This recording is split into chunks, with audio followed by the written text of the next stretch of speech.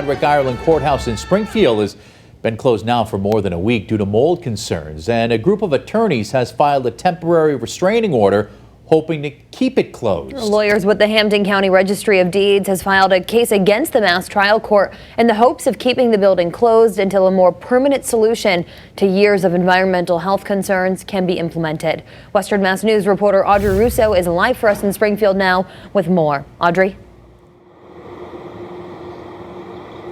So this case was not only filed on behalf of the Hampden County Register of Deeds, but also for the attorneys and the employees, pretty much anybody who has to set foot in this building on a regular basis. Now, this case alleges that the Mass Trial Courts did not fund a permanent fix and also withheld information about the various studies that have been done on the building's safety over the past few decades. I don't think it should be named the Hall of Justice anymore.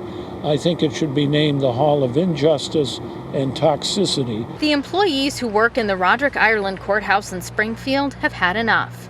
They've been forced to work elsewhere for over a week due to mold concerns, but now they're taking Mass Trial Court to court in the hopes of finding a permanent fix for years of health concerns surrounding the building. Named as a defendant in the case also, the head of the state's Division of Capital Asset Management and Maintenance, or DCAM. Attorneys for the employees say DCAM has not turned their concerns about the courthouse's safety into action for a safer building.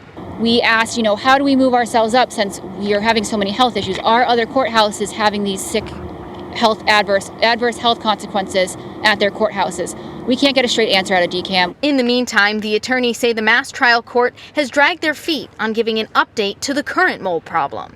The report that was due on Wednesday has now been pushed to the weekend.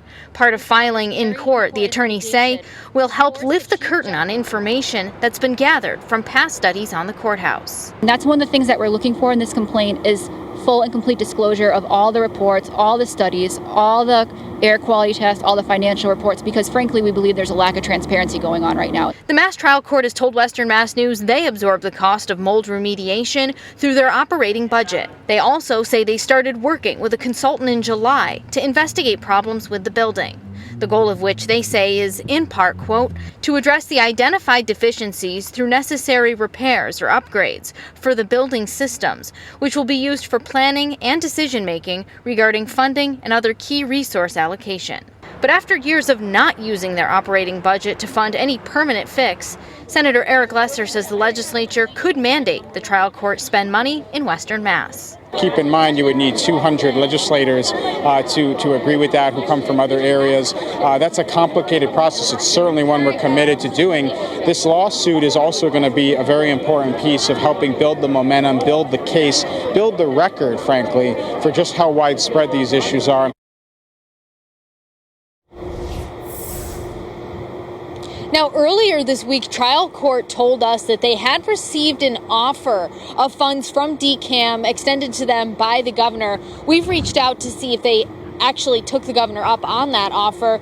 You can also read Mass Trial Court's full response to our question about this lawsuit on our website, westernmassnews.com. Now, tomorrow, there's actually going to be another press conference here where several legislators are going to ask that an emergency order be filed to rehabilitate or rebuild this courthouse. We'll bring you those details as they come tomorrow, but for now I'm live in Springfield. Audrey Russo for Western Mass News.